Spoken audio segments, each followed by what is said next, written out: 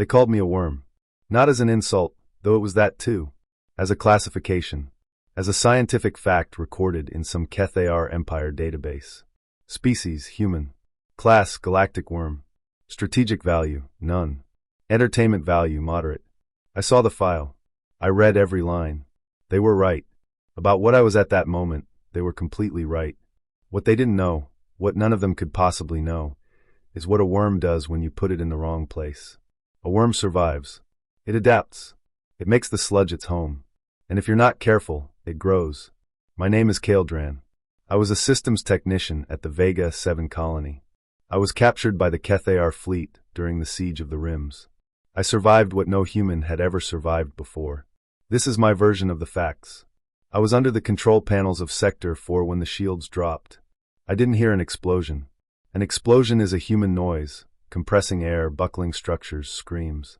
In space, when a shield collapses, you simply feel it. A different pressure in your lungs. The smell of recycled air changing its timbre. I had felt that once before, in an emergency simulation. But simulations have a stop button. Commander Redhis was on the bridge when the first hull of the Keth'ar fleet breached our perimeter.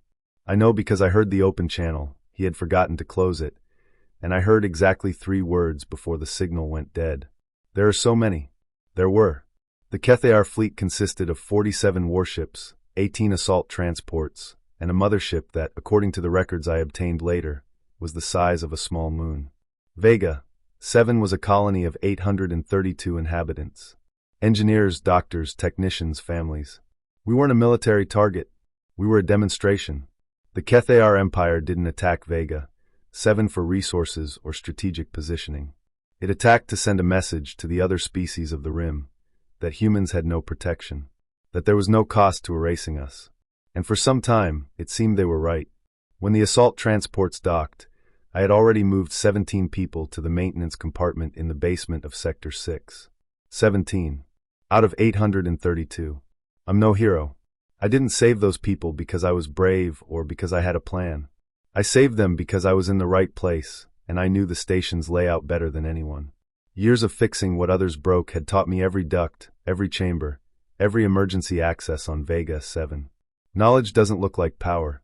Until the day it's the only thing between you and the vacuum. We stayed hidden for hours. No light. With manual filtered air. For children, the youngest was 3 years old, who needed to remain in absolute silence while the boots of the Keth'ar soldiers stomped on the metal just 2 meters above our heads. None of them cried. I still think about that. Sometimes. How those children instinctively understood what needed to be done. And did it. No instruction, no training. Humans are like that. We learn fast when the cost of a mistake is final. They found us days later. Not because of a mistake on our part. One of the wounded, Marcus, a propulsion engineer who had a metal fragment in his shoulder since the first day, developed an infection. Fever. Delirium. And during one of the Keth'ar's nightly patrols, he started talking. I don't blame Marcus. I never have. When the compartment hatch opened and the white light of the Keth'ar scanners flooded everything, I asked the others to stay back, and I was the first to step out. Not out of bravery. Out of calculation. If there was any chance that the first human to appear wouldn't get shot immediately, I wanted it to be me. Because I was the only one who knew enough to potentially negotiate. A Keth'ar soldier is immense. Bluish-gray skin, eyes that reflect light like mirrors, and a combat exoskeleton that magnifies every movement.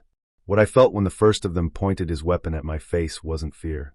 It was a strange clarity. I thought, if he shoots, I won't feel it.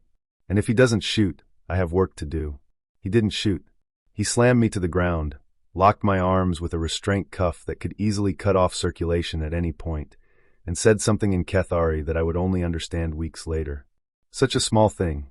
The Keth'ar mothership was called Eternal Shadow, or at least that's what the auto-translator in my implant chose when processing the name from Keth'ari. Perhaps it would be more accurate to say that which darkens everything around it. In size, a city. In architecture, a nightmare. The Keth'ar build for verticals. Everything on the ship was tall, narrow at the top and wide at the base, like inverted stalactites. The corridors were immense. The lighting came from the floor, a bioluminescent orange that cast shadows upward. Humans are animals of top-down lighting. We evolved under the sun. Light coming from below signals danger to our nervous system, fire, lava, something wrong. I walked through that ship feeling like I was in hell. It was probably intentional. During my first few days aboard the Eternal Shadow, I was subjected to dozens of analysis procedures. Full biometric scanning, tissue samples, surface neural mapping, cognitive capacity analysis, which consisted of solving problems on terminals I had never seen before, but which had a recognizable underlying logic. I solved half of the proposed problems. The others I understood, but didn't have enough tools to execute. The Keth'ar analyst responsible for the evaluation, an elderly female with golden markings on her exoskeleton indicating high rank, looked at my score and said, through the translator, "Performance consistent with Worm Alpha classification. Unusual for the species." Worm Alpha. I later discovered that the classifications ranged from Worm Gamma, for humans deemed incapable of any useful function, to Worm Alpha, for those with sufficient cognitive capacity for supervised technical work. Worm Alpha was, apparently, the best a human could be. There was no classification above that for our species. Yet, the other 16 survivors from Vega, 7 were separated from me upon arrival.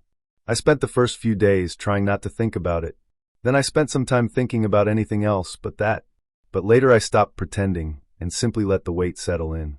16 people, whom I had promised, not with words but with actions, would be safe. The promise didn't survive the first corridor of the Eternal Shadow. I obtained information about them in fragments over the course of weeks.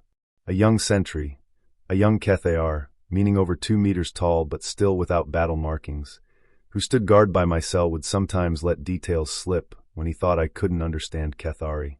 I had started to understand it quickly. I learned that the survivors were alive, that they were in a containment wing, that at least 3 of them, the youngest children, had been assigned to the Empire's genetic cataloging program. Genetic cataloging sounds scientific. It isn't. It was the first time since my capture that I felt something other than calculation and adaptation. I felt anger. A clean, cold anger, the kind that doesn't make you scream. It makes you plan. Later, the analyst with the golden markings returned. This time there were no test terminals. There were only 2 chairs, one Keth'ar, one adapted for human scale, and an interpreter who stood between us. She said, "You have usable technical capacity. We have systems that need maintenance. The proposal is simple." I waited. "Work for the Empire. Your compatriots remain in the containment level, alive, fed, unmodified. You will have restricted access to work areas, weekly contact with the group, and the status of authorized technical servant." Authorized technical servant. In the Keth'ar hierarchy, technical servants were, literally, functional property of the Empire with preservation rights. They weren't citizens. They weren't soldiers. But they had protection against arbitrary harm, because arbitrary harm to functional property was considered wasteful. I had studied the Keth'ar hierarchy during the time I spent there. I knew exactly what this offer meant, and what it meant to refuse it. I said I needed some time to think. She agreed, which was in itself valuable information, because it meant I had some scarcity value. A disposable being doesn't get time to think. I spent the time sitting in the center of the cell calculating probabilities and organizing what I had decided in the very first moments. I accepted. The systems that needed maintenance were the energy managers of the lower decks. Advanced Keth'ar technology, but with an engineering logic that followed universal principles of thermodynamic efficiency. Physics has no language. An energy flow that needs to be regulated obeys the same rules anywhere. What changed was the interface, the nomenclature, the tools. I learned the tools and the names of the components quickly. Before long, I was faster at repairs than the Keth'ar technicians assigned to the same tasks. They didn't like it. I didn't expect them to like it. I expected them to notice. And they noticed. There is something that no conqueror in the universe seems to learn, no matter how ancient their civilization is. When you make someone invisible, when you classify them as a worm, a servant, functional furniture, you lose the habit of being careful about what you say around them. In weeks as an authorized technical servant, I had repaired systems in dozens of different sectors of the Eternal Shadow. I knew the ship's layout. I knew where the survivors of Vega 7 were kept. I knew the patrol routines. I knew which corridors had cameras and which didn't. I knew where the Keth'ar kept the emergency suits, because I had repaired the pressurization system for that wing. I had built, in silence, meticulously, without anyone noticing, a complete map of how to get out of there. I didn't have the means yet. I didn't have the moment. I didn't have a plan that worked. But I had the map. And a worm with a map is no longer just a worm. The incident happened weeks later.